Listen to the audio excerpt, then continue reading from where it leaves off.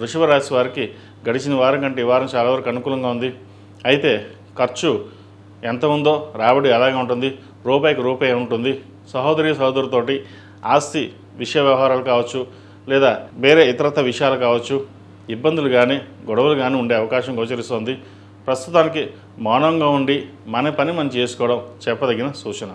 అదేవిధంగా ఎంతో కాలంగా ఎదురు చూస్తున్న ఉద్యోగ అవకాశాలు కలిసి రావడం, పేరు ప్రఖ్యాతలు రావడం చెప్పదగింది. ద్వితీయ పంచమాధిపతి అయిన బుధుడు ద్వితీయ స్థానంలో ఉన్నారు. మీ మాటకు విలువ పెరుగుతుంది. నలుగురిలోనూ పేరు ప్రఖ్యాతలు ఇచ్చే విధంగా గ్రహతులు గోచరిస్తోంది. ఏదైనా సరే మనం ఒక మాట మీద నిలబడాలి, మాట ఇస్తే దాన్ని నిలబెట్టుకోవాలి అనే భావంతో ముందుకెళ్తారు. ఉద్యోగంలోనూ వ్యాపారంలోనూ కష్టాన్ని తగిన ప్రతిఫలం ఈ వారం వీరికి లభిస్తుంది.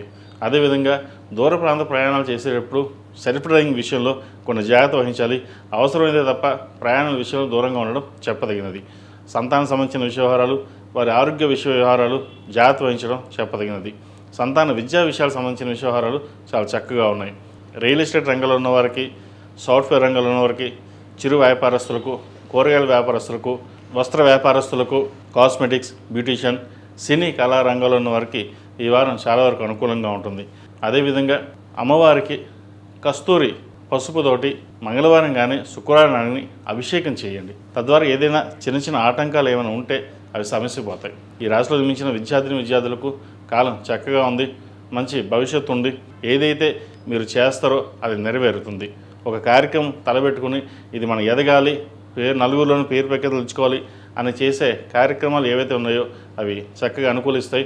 ప్రభుత్వ రంగం కోసం ప్రయత్నం చేస్తున్న వారికి, ఆర్మీ, నేవీ, ఎయిర్ ఫోర్స్ ఈ రంగంలో ప్రయత్నం చేస్తున్న వారికి చక్కగా కలిసి వచ్చే కాలం అని చెప్పవచ్చు. ఈ రాశిలో జన్మించిన స్త్రీలకు చాలా వరకు అనుకూలంగా ఉంది. ఉద్యోగంలో చిన్న చిన్న ఆటంకాలు ఏవైతే ఉన్నాయో అవి సమస్యపోతాయి. అయితే సంతానం సంబంధించిన విషయాల మటుకి వారి ఆరోగ్య విషయంలో చిన్న చిన్న ఇబ్బందులు ఉంటాయి, జాగ్రత్త వహించండి. అదేవిధంగా భాగస్వామి యొక్క అభివృద్ధి చక్కగా ఉంటుంది. చేసే వ్యాపారంలో కానీ ఉద్యోగంలో కానీ మంచి స్థానాన్ని సంపాదించుకుంటారు. అదొక గర్వకారణంగా అని చెప్పవచ్చు. సంతోషకరమైన విషయం కూడా చెప్పవచ్చు. పిల్లల ఆరోగ్య విషయంలో చిన్న చిన్న సమస్యలు ఉంటే అవి చూసుకోవడం చెప్పదగినది.